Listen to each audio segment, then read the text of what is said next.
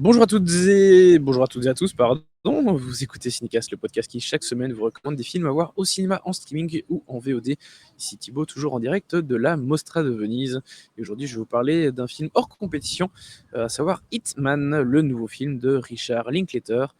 Doit-on encore présenter Richard Linklater, le réalisateur de la trilogie Before, évidemment, de Dazed and Confused, de Boyhood. Il y a eu quoi? Il y a eu Apollo 10 et demi l'année dernière, qui était sorti sur Netflix. Et donc voici ce Hitman, un nouveau film qui parle qui est librement très inspiré de l'histoire de Gary Johnson, qui est un gars qui était prof au lycée ou à l'université, je ne sais plus exactement, plutôt l'université à mon avis, comme peut-on parler de hobby ou plutôt de travail, de volontariat, travaille également avec la police, et il fait plutôt du travail technique. hein. Et un jour, il va devoir travailler sous couverture et se faire passer pour un tueur à gages. Donc en fait, les gens qui recherchent un tueur à gages obtiennent à un moment son numéro. Et donc lui se fait passer pour ce tueur à gages afin de piéger ces gens et puis de les emprisonner par la suite. Voilà. Et un jour, il va un peu rompre le protocole afin d'aider une cliente qui est un peu désespérée et qui veut échapper à son petit ami, à son mari violent. Et évidemment, quand on rompt un protocole, quand il y a des règles comme ça et qu'on ne les respecte pas complètement, évidemment, il y a toujours un moment où ça se barre en couille, pour le dire très clairement. Alors, il n'y a pas de bande-annonce, donc je vais parler continuellement. Et le film est, on peut le dire, une super surprise. Ça a plu à tout le monde ici sur la Mostra. Le film est passé hier soir. Euh, et globalement, tout le monde, je pense, a adoré. Personne ne s'attendait vraiment à cette surprise. Euh, Parce que voilà, Richard Linklater, ça passe ou ça casse. Ça dépend un petit peu. Il y a eu un peu des moins bonnes choses ces dernières années. Et donc voilà, c'était un peu la surprise inattendue. Et c'est une très très bonne chose parce que là, je pense il est dans mon top 3 de mes films préférés pour l'instant depuis le début de cette mostra. Alors, le, ce qui est déjà génial, c'est le personnage de Gary Johnson qui est vraiment un prof de sciences un peu pas très très intéressant. Ses élèves le trouvent has-been. Il est pas très bien fringué, souvent avec des tenues, des pantalons beige, des trucs vert caca, enfin des chemises vert caca. C'est un type un peu sinistre, un peu glauque, comme ça, à qui on parlerait pas vraiment. Et puis, un moment, quand il commence à faire ce truc de sous couverture, de tueur à gages sous couverture, il, euh, il crée un peu des identités différentes à chaque fois.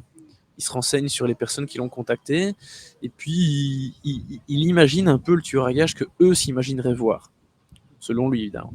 Et donc il commence à se créer des personnages, à se créer des personnalités quelque part, qui forcément à un moment vont l'influencer lui et faire en sorte que lui change aussi un petit peu. Ça c'est une super idée, et l'interprétation de Glenn Powell est super aussi. Voilà. Je vais revenir sur les interprétations plus tard, mais lui vraiment, il est excellentissime dans ce rôle, et il montre des très belles évolutions à son personnage de Gary Johnson.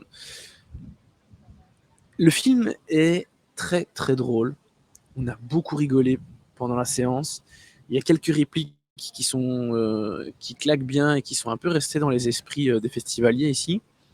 Euh, et ça, je vais revenir du coup sur l'interprétation de Glenn Powell, mais il a un potentiel comique qui était insoupçonné, je trouve. Il est très bien dans ses rôles, dans Top Gun Maverick, dans l'autre film où il jouait un pilote d'avion qui est sorti à la fin de l'année. C'était sorti directement en VOD, je pense, en France. Euh, Désolé, il y a un peu beaucoup de vent dehors, donc je m'excuse pour le vent. Je cache un peu mon micro, mais voilà. Euh, mais voilà, Glenn Powell, gros potentiel comique, et vraiment, je ne m'y attendais pas. Et il éclate ce potentiel, enfin, il fait exprimer en grande force parce qu'il est vraiment très très drôle, que ce soit vraiment dans son jeu, dans la façon de claquer certaines répliques. Vraiment, je m'attendais pas à ça. Et je peux pas dire que Glenn Powell, ça a été un énorme coup de cœur jusqu'à présent avec ses films précédents, mais là, vraiment, waouh. Là, il nous a impressionnés. Linklater, vraiment, ça fait plaisir de le voir s'intéresser à un personnage comme ça, et il a quelques seconds rôles assez succulents aussi. Ça fait plaisir de le revoir à un niveau qualitatif pareil. Alors, il n'y a pas énormément de choses dans la mise en scène qui sont vraiment remarquables. On ressent plus le travail d'écriture. D'ailleurs, le scénario est signé Linklater, mais aussi Glenn Powell. Donc voilà, Glenn Powell n'est pas juste l'acteur principal du film, il est aussi scénariste. Mais donc, le travail d'écriture est vraiment canon. Euh, et le travail de montage aussi, évidemment, est très très bon.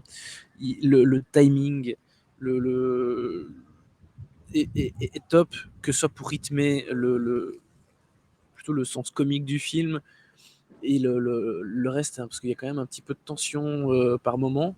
C'est jamais dingue, hein, c'est pas un thriller non plus, mais il y a des petits moments de tension. Et vraiment, c'est super bien géré. Donc, l'écriture et le montage sont vraiment ce que je relève particulièrement. La mise en scène, c'est assez classique. Richard Linklater a déjà fait mieux, mais c'est tout à fait correct. Enfin, je voulais terminer avec les autres comédiens, surtout Adria Arjona, qui est, jusqu'à présent, je suis désolé, hein, elle a quand même une carrière un peu beaucoup merdique. On l'a vu récemment dans Morbius, où déjà le film est naze, et elle n'est pas super. Euh, Elle était également dans la suite de Pacific Rim. Doit-on vraiment développer le sujet? Il y a eu Sweet Girl aussi, trouvé dingo. Dans Six Underground, je l'ai pas trouvé dingo non plus. En vrai, il y a The Belko Experiment, qui est un film plutôt sympathique, mais voilà, je l'ai pas trouvé remarquable. Il y a juste dans Triple Frontière de J.C. Chandor, où déjà c'est son seul vrai bon film à ce jour, et elle est pas mal. Mais voilà, pour le reste, c'est pas une comédienne qui est très très bonne, je dois dire. Alors ici, j'étais un peu, je me demandais un peu à quelle sauce on allait être mangé, et mon opinion n'a pas énormément changé par rapport à elle. Je trouve toujours pas que ce soit une excellente actrice. Ici, elle se lâche un peu plus, et voilà, il y a plein de moments où elle est très bien. Mais il y a toujours des moments où elle est un peu en surjeu, elle est un peu à côté de la plaque. Donc voilà, je suis toujours pas convaincu par cette actrice. Mais bon, voilà, c'est comme ça, c'est pas très grave. Elle fait quand même le travail ici, et dans l'ensemble, c'est plutôt correct. Et sinon, j'ai beaucoup aimé aussi Austin Amelio et Retta, que j'ai trouvé vraiment très très drôle aussi.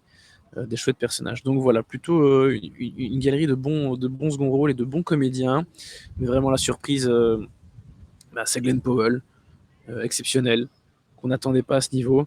Et la surprise, bah oui, c'est Richard Linklater qui signe un très très bon film. J'irais presque à dire grand film, mais là c'est un peu, bon, même si ça fait déjà 24 heures que je l'ai vu presque, c'est encore un peu à chaud, hein. Il faudra voir un petit peu comment ça se met dans sa filmographie par la suite, mais vraiment, c'est une très bonne surprise. Donc voilà, on est plutôt très content ici sur le Lido, à la Mostra de Venise, après cette jolie petite pépite signée Richard Linklater. Du coup, pour ma note, ce sera un très bon 4 étoiles. Voilà, c'est aussi simple que ça. J'ai vraiment adoré. J'ai beaucoup ri. Donc 4 étoiles amplement méritées. Sur ce, je vous dis à très très vite pour des nouvelles critiques en direct de la Mostra de Venise. Et évidemment, n'hésitez pas à nous suivre sur les différentes plateformes de podcast et à nous suivre sur les différents réseaux sociaux avec le handle @cinecastbe. À très très bientôt.